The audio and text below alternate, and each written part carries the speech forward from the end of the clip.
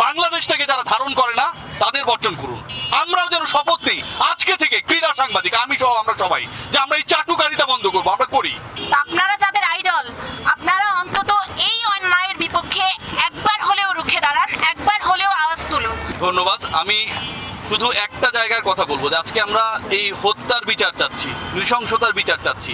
একবার ভেবে দেখুন, যখন গুলি ছোড়া হচ্ছে, যেই ছুড়ুক, আমি কারো পক্ষে বিপক্ষে না, আমি সাধারণ, সেই গুলিটা কিন্তু ঠিকানা জানে না, সেই গুলি কিন্তু জানে না কাকে গিয়ে লাগবে।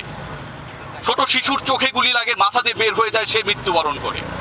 ঘুমন্ত বাচ্চাটা শেষ পর্যন্ত যে কোটা আন্দোলন কিংবা এই সরকার, ছাত্র, দাবি দাবা, বিক্ষোভ, অন্যায় কোনো কিছুই জানে না, পৃথিবীর আলো দেখার আগেই ঠিকঠাকভাবে সে মারা যাচ্ছে, কোনোভাবে অ্যাকসেপ্টেবল না।